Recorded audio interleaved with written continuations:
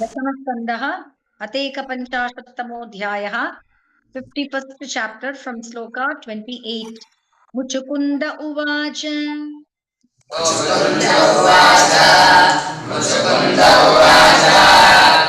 भवानिह सम्प्राप्तो विपिने गिरिगह्वरे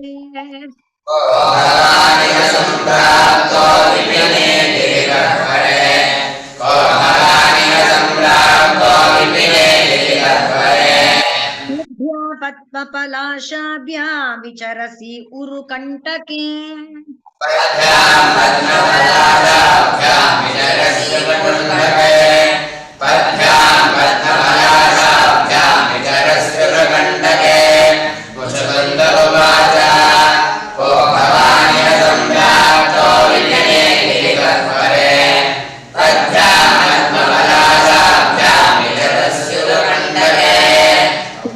तेजस्विनां तेजः भगवान् वा विभावसुः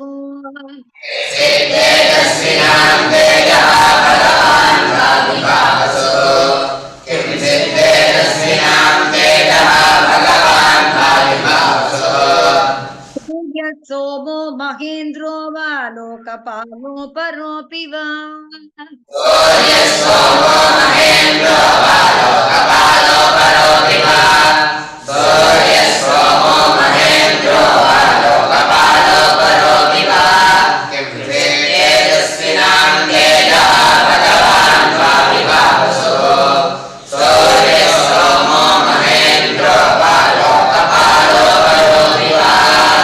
मन्ये त्वां देवदेवानां त्रयाणां पुरुषर्षभम्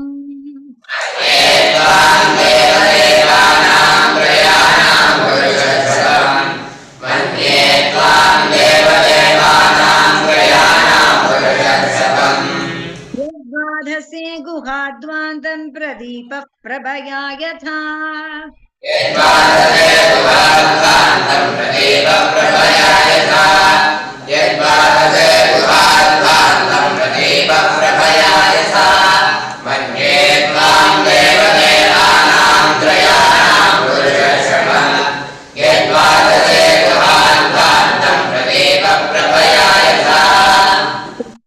श्रोषतामव्यलीकम् अस्माकं नरपुङ्गव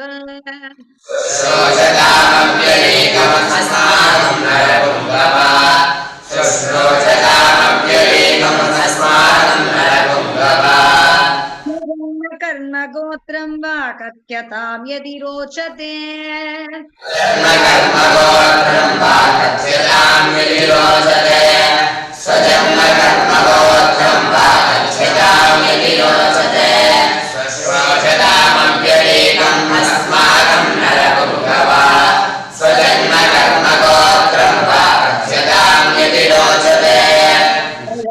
पुरुषव्याघ्र इक्ष्वाका क्षत्रबन्धवः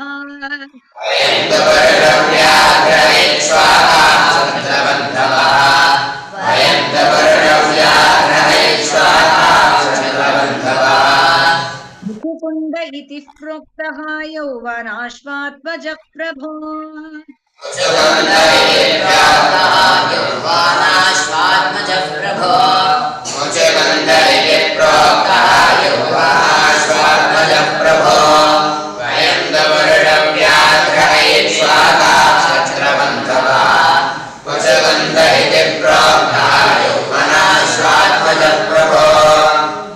प्रजागरश्रान्तो निद्रयोपहतेन्द्रियः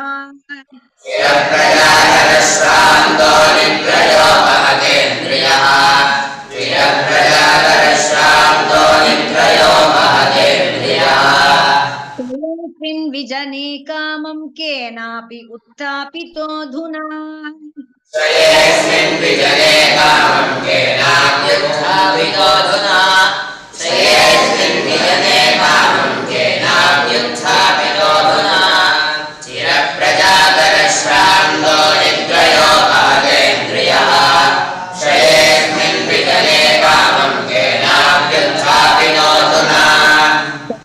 स्वीकृतो नूनम् आत्मनीयेन आत्मीयेनैव पाप्मना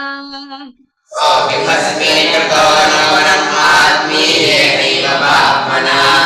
सोऽपिभस्मीकृतो नूनम् आत्मीयेनैव पाप्मना अनन्तरं भवान् श्रीमालक्षितः अमित्रशातनः अनन्तरं भवान् श्रीमान् लक्षितामित्रशासनः अनन्तरं भवान् श्रीमान् लक्षितामित्रशासनः सोऽपि भस्मीकृतो नूनम् आत्मीयेनैव पाप्मना अनन्तरं भवान् श्रीमान् लक्षितामित्रशासनः तेजसा ते अविशक्येन भूरि द्रष्टुं न शक्नुमः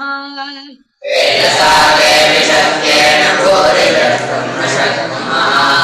तेजसा ते विशक्येन भूरि द्रष्टुं न शक्नुमः तेजसो महाभागमाननीयोऽसि देहिना अतोदसो महाभागमाननीयोऽसि देहिना अतोदसो महाभागमाननीयोऽसि देहिना तेजसा ते विशक्येन भूरि द्रष्टुं न शक्नुमः अतोदसो महाभागमाननीयोऽसि देहिना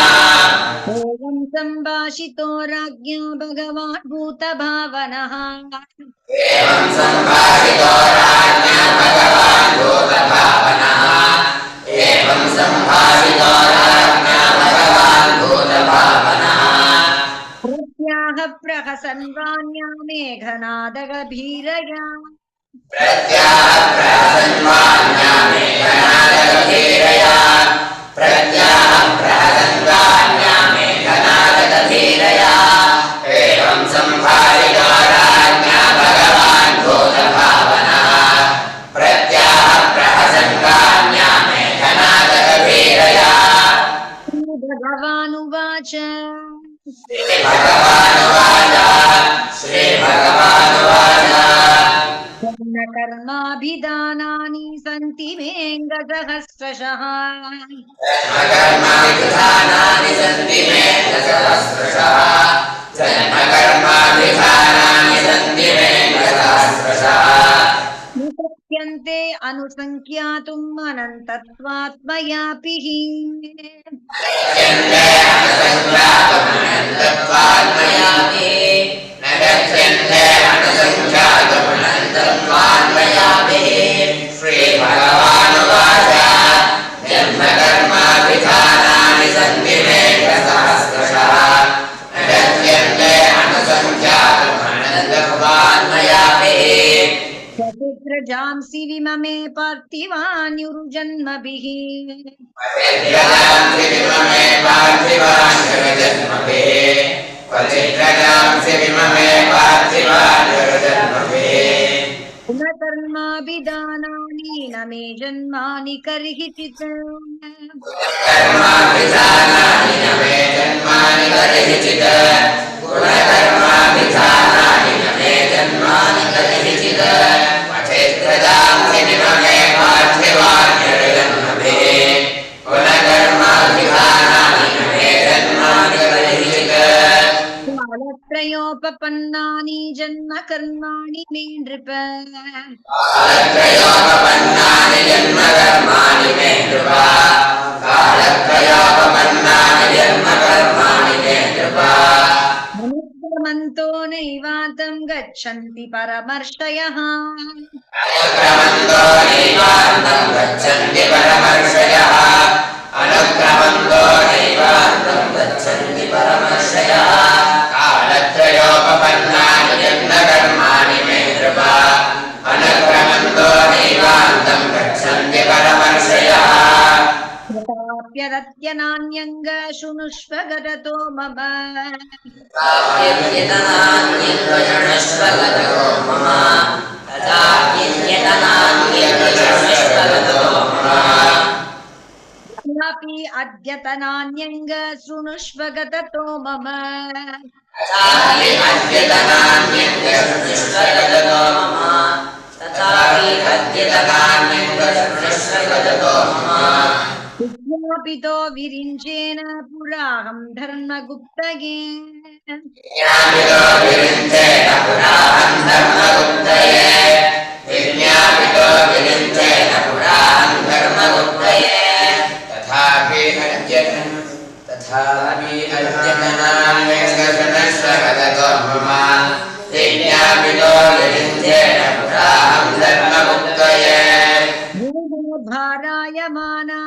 असुराणां क्षयाय च भूमेर्भारायमानानाम् असुराणां क्षयाय च भूमेर्भारायमानानाम् असुराणां क्षयाय च तथापि अद्यमान्यं गगनश्व करतो मम विज्ञापितो विनिश्चयेन पुराणं धर्ममुक्तये भूमेर्भारायमानानाम् असुराणां क्षयाय च नो यदुकुले गृह आनकदुन्दुभेः अवतीर्णो यदुकुले गृह आनकदुन्दुभेः अवतीर्णो यदुकुले गृह आनकदुन्दुभेः वदन्ति वासुदेव इति वसुदेवसुतं हिमा वदन्ति वासुदेवेति वसुदेवसुतं हिमा वदन्ति वासुदेवेति वसुदेवसुतं हिमा अवतीर्णो यदुकुले गृह आनकदुन्दुभेः वदन्ति वासुदेवेति वसुदेवसुतं हिमा कालनेमिर्हतः कंसः प्रलम्बाद्याश्च सद्विषः कालनेमिर्हतः कंसः प्रलम्बाद्याश्च सद्विषः कालनेमिर्हतः कंसः प्रलम्बाद्याश्च सद्विषः वयं च यवनो दग्धो रागन्ते तिक्तचक्षुषा अयं च यवनो दग्धो राजन्ते दिग्मचक्षुषा अयं च यवनो दग्धो राजन्ते दिग्मचक्षुषा कालनेमिर्हतः कंसः प्रलम्बाद्याश्च सद्विषः अयं च यवनो दग्धो राजन्ते दिग्मचक्षुषा सोऽहं तवानुग्रहार्थं गुहामेतामुपागतः सोऽहं तवानुग्रहार्थं गुहामेतामुपागतः सोऽहं तवानुग्रहार्थं गुहामेतामुपागतः प्रमथितः प्रचुरं पूर्वं त्वयाहं भक्तवत्सलः प्रार्थितप्रचुरं पूर्वं त्वयाहं भक्तवत्सलः प्रार्थितप्रचुरं पूर्वं त्वयाहं भक्तवत्सलः सोऽहं तवानुग्रहार्थं गुहामेतामुपागतः प्रार्थितप्रचुरं पूर्वं त्वयाहं भक्तवत्सलः ईश्वरादर्शे सर्वान् कामान् ददामि ते पराङ्गणेश्वरादर्शे सर्वान् कामान् ददामि ते पराङ्गणेश्वरादर्शे सर्वान् कामान् ददामि ते मां प्रपन्नो जनः कश्चित् न भूयो अर्हति शोचितुम् प्रपन्नो जनः कश्चिदेन भूयोर्हति शोचितुम् मां प्रपन्नो जनः कश्चिदेन भूयोर्हति शोचितुम् पराङ्गणेश्वरादर्शे सर्वान् कामान् ददामि ते मां प्रपन्नो जनः कश्चिदेन भूयोर्हति शोचितुम् शुक उवाच श्रीशुक उवाच श्रीशुक उवाच युक्तस्तं प्रणम्याह मुचुकुन्दो मुदान्वितः युक्तस्तं प्रणम्याह मुचुकुन्दो मुदान्वितः युक्तस्तं प्रणम्याह मुचुकुन्दो मुदान्वितः ज्ञात्वा नारायणं देवं गर्गवाक्यमनुस्मरन् ज्ञात्वा नारायणं देवं गर्गवाक्यमनुस्मरन् ज्ञात्वा नारायणं देवं गर्गवाक्यमनुस्मरन् श्रीशुक उवाच इत्युक्तस्तं प्रणम्याह मुचुकुन्दो मुदान्वितः ज्ञात्वा नारायणं देवं गर्गवाक्यमनुस्मरन् मुकुन्द उवाच मुचुकुन्द उवाच मुचुकुन्द उवाच विमोहितोऽयं जन ईश मायया विमोहितोऽयं जन ईश मायया विमोहितोऽयं जन ईश मायया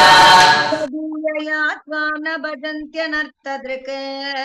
तदीयया त्वां न भजन्त्यनर्थदृक् तदीयया त्वां न भजन्त्यनर्थदृक् सुखाय दुःखप्रभवेषु सज्जते सुखाय दुःखप्रभवेषु सज्जते सुखाय दुःखप्रभवेषु सज्जते योषित् पुरुषश्च वञ्चितः गृहेषु योनिपुरुषश्च वञ्चितः गृहेषु योनिपुरुषश्च वञ्चितः मुचुकुन्द उवाच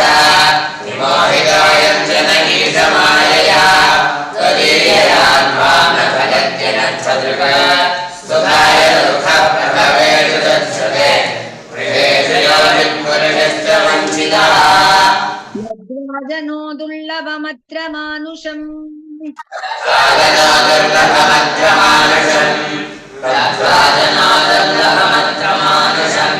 तदंसिदव्यङ्गमयत्नतो नघ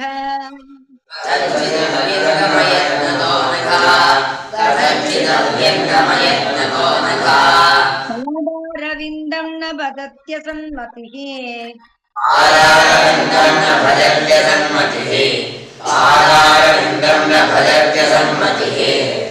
गाण्डकूपे पतितो यथा पशुः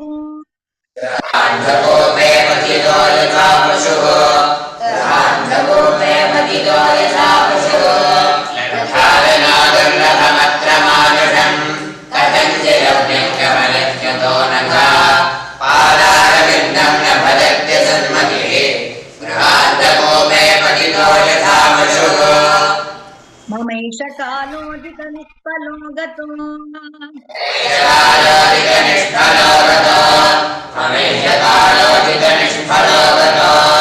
राजश्रियो नद्दमदस्य भूपतेः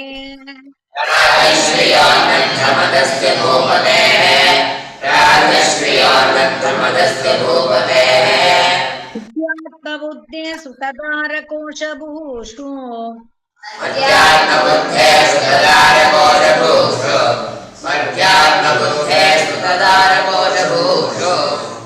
सज्जमानस्य दुरन्तचिन्तया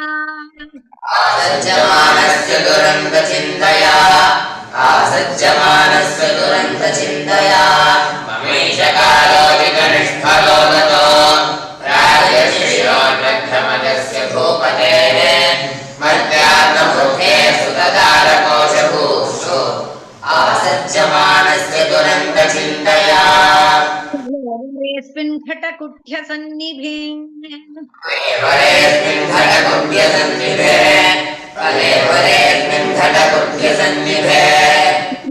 मानो नरदेव इत्यहम्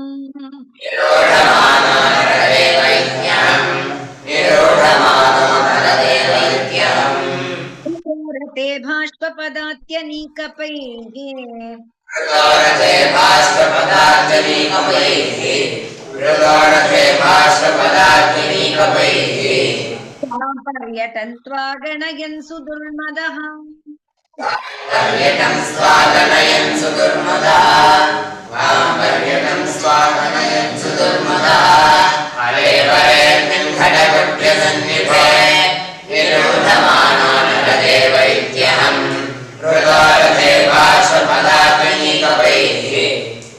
पर्यटन्त्वा गणयन् सुदुर्मदः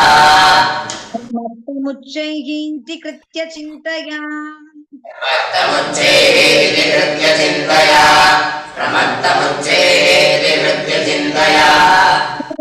लोभं विषयेषु लालसम्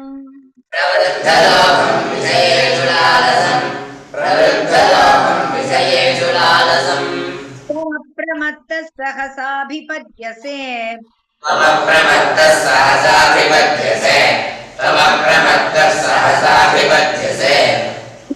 लिहानो हिरिवाखुमन्तकः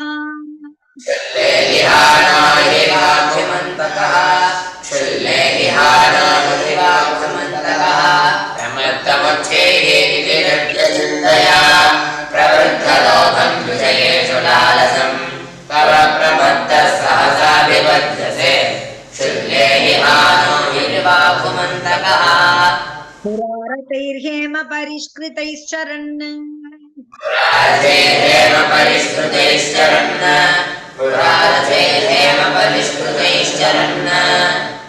गजैर्वानरदेव संहितः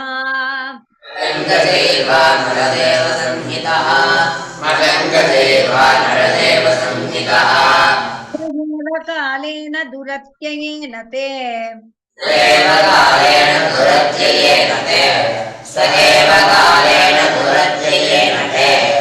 देवरो विक्रिमि भस्म संकितः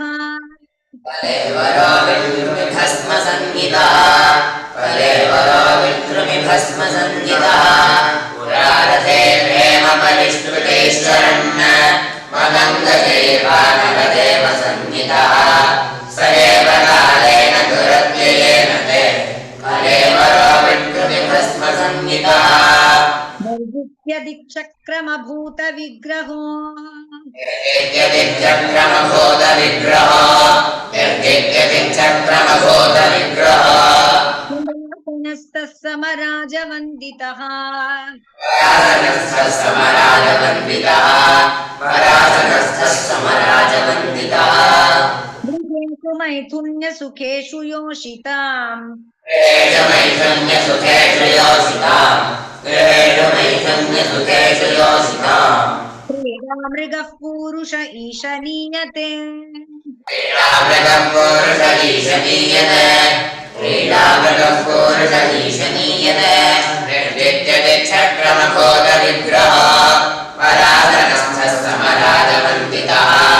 गृहेषु मैथुन्यसुखेषु योषिताम् क्रीडामृगः पूरुष ईशनीयते करोति कर्माणि तपस्सु निष्ठितो करोति कर्माणि तपस्सु निष्ठितो करोति कर्माणि तपस्सु निष्ठितो निवृत्तभोगस्तदपेक्षया ददत् निवृत्तभोगस्तदपेक्षया ददत् निवृत्तभोगस्तदपेक्षया ददत् भूयेयमहं स्वराडिति पुनश्च भूयेयमहं स्वराडिति पुनश्च भूयेयमहं स्वराडिति दर्शो न सुखाय कल्पते प्रवृद्धदर्शो न सुखाय कल्पते प्रवृद्धदर्शो न सुखाय कल्पते कर्माणि तपस्सु निष्ठितो निवृत्तभोगस्तदपेक्षया ददत् पुनश्च भूयेयमहं स्वराडिति प्रवृद्धदर्शो न सुखाय कल्पते भवापि वर्गो भ्रमतो यदा भवेत् भवापवर्गो भ्रमतो यदा भवेत् भवापवर्गो भ्रमतो यदा भवेत् तर्ह्यच्युतसत्त्वमागमः जनस्य दर्ह्यच्युतसत्समागमः जनस्य दर्ह्यच्युतसत्समागमः सङ्गमो यर्हि तदैव सद्गतौ सत्सङ्गमो यदि तदेव सद्गतौ सत्सङ्गमो यदि तदेव सद्गतौ परावरेशे त्वयि जायते मतिः परावरेशे त्वयि जायते मतिः परावरेशे त्वयि जायते मतिः भवापवर्गो भ्रमतो यदा भवेत् जनस्य दर्ह्यच्युतसत्सकामः सत्सङ्गमो यदि तदेव सद्गतौ परावरेशे त्वयि जायते मतिः मन्ये ममानुग्रह ईशते कृतो मन्ये ममानुग्रह ईशते कृतो मन्ये ममानुग्रह ईशते कृतो राज्यानुबन्धापगमो यदृच्छया राज्यानुबन्धापगमो यदृच्छया राज्यानुबन्धापगमो यदृच्छया यत्रार्च्यते साधुभिरेकचर्यया यत्रार्च्यते साधुभिरेकचर्यया यत्रार्च्यते साधुभिरेकचर्यया विविक्षद्भिरखण्डभूमिपैः विविक्षद्भिरखण्डभूमिपैः वनं विविक्षद्भिरखण्डभूमिपैः मन्ये ममानुग्रह ईशते कृतो राज्यानुबन्धापगमो यदृच्छया यत्रार्च्यते साधुभिरेकचर्यया वनं विविक्षद्भिरखण्डभूमिपैः न कामयेन्यं तव पादसेवनात् कामयेन्यं तव पादसेवनात् न कामयेन्यं तव पादसेवनात् किञ्चन प्रार्थ्यतमाद्वरं विभो अकिञ्चनप्रार्थ्यतमाद्वरं विभो अकिञ्चनप्रार्थ्यतमाद्वरं विभो आराध्य कस्त्वां ह्यपवर्गदं हरे आराध्यकस्त्वां ह्यपवर्गदं हरे आराध्यकस्त्वां ह्यपवर्गदं हरे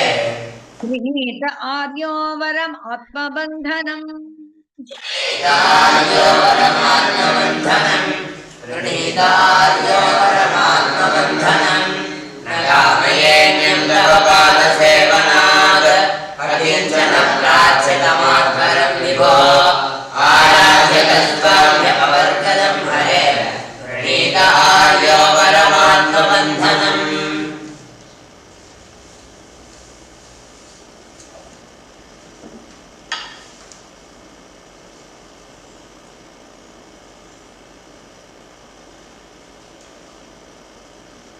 तस्माद्विसृज्याशिष ईश सर्वतो तस्माद्विसृज्याशिष सर्वतो तस्माद्विसृज्याशिष सर्वतो रजस्तमः सत्त्वगुणानुबन्धनाः यदस्तमः सत्त्वगुणानुबन्धनाः यदस्तमः सत्त्वगुणानुबन्धनाः निरञ्जनं निर्गुणमद्वयं परम् निरञ्जनं निर्गुणमद्वयं परम् निरञ्जनं निर्गुणमद्वयं परम् स्वाम्यक्तिमात्रं पुरुषं व्रजाम्यहम् स्वाम्यक्तिमात्रं पुरुषं व्रजाम्यहम् स्वाम्यक्तिमात्रं पुरुषं व्रजाम्यहम् तस्माद्विसृज्याशिष सर्वतो रजस्तमः सत्त्वगुणानुबन्धनाः निरञ्जनं निर्गुणमद्वयं परम् स्वाम्यक्तिमात्रं पुरुषं व्रजाम्यहम्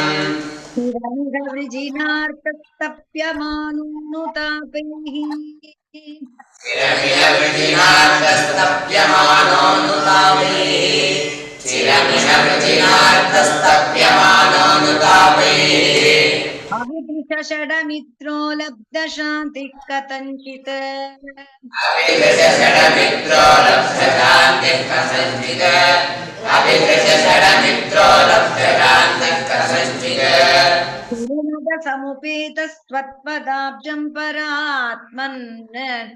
शरणसमुपेतस्त्वत्पदाब्जं परात्मन् शरणसमुपेतस्त्वत्पदाब्जं परात्मन् अभयमृतमशोकं पाहि मापन्नमीश अभयमृतमशोकं पाहि मापन्नमीश अभयमृतमशोकं पाहि मापन्नमीश चिरमिषवृजिनार्तस्तप्यमानोऽनुतापैः अभिदृशषडमित्रो लब्धशान्तिः कथञ्चित् शरणसमुपेतस्त्वत्पदाब्जं परात्मन् अभयमृतमशोकं पाहि मापन्नमीश श्रीभगवानुवाच श्रीभगवानुवाच सार्वभौम महाराज मतिस्ते विमलोर्जिता सार्वभौममहाराजमतिस्ते विमलोर्जिता सार्वभौममहाराजमतिस्ते विमलोर्जिता लोपितस्यापि न कामैर्विगता यतः प्रलोभितस्यापि कामैर्विहता यतः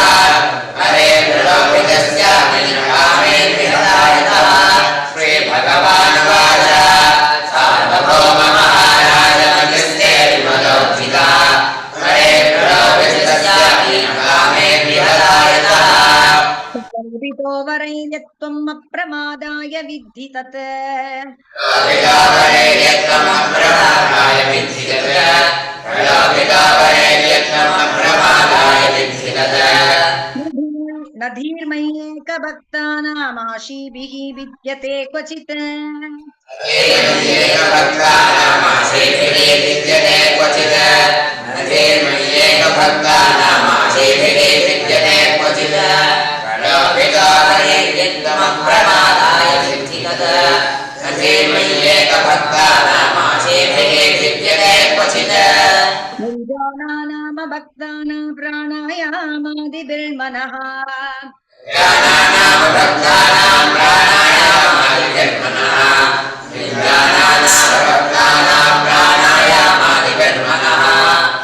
क्षीणवासनं राजन् दृश्यते पुनरुत्थितम् अक्षीणवासनं राजन् दृश्यते पुनरुत्थितम् अक्षीणवासनं राजन् दृश्यते पुनरुत्थितम् ज्ञानानां भक्तानां प्राणायामादिभिर्मनः अक्षीणवासनं राजन् दृश्यते पुनरुत्थितम् समकीं कामं मय्यावेशितमानसः समहीं कामं मय्यावेशितमानसः समहीं कामं मय्यावेशितमानसः यस्यैव नित्यदा तुभ्यं भक्तिर्मय्यनपायिनी हस्तेव नित्यदा तुभ्यं भक्तिर्मय्यनपायिनी हस्तेव नित्यदा तुभ्यं भक्तिर्मय्यनपायिनी विचरस्तमहीं कामं मय्यावेशितमानसः हस्तेव नित्यदा तुभ्यं भक्तिर्मय्यनपायिनी धर्मस्थितो जन्तून्यवधि मृगयादिभिः धर्मस्थितो जन्तोऽन्यवधेर्मृगयादिभिः क्षात्रधर्मस्थितो जन्तोऽन्यवधेर्मृगयादिभिः समाहितस्तत्तपसा जह्यकं मधुपाश्रितः समाहितस्तत्तपसा जह्यकं मधुपाश्रितः समाहितस्तत्तपसा जह्यकं मधुपाश्रितः क्षात्रधर्मस्थितो जन्तोऽन्यवधेर्मृगयादिभिः समाहितस्तत्तपसा जह्यकं मधुपाश्रितः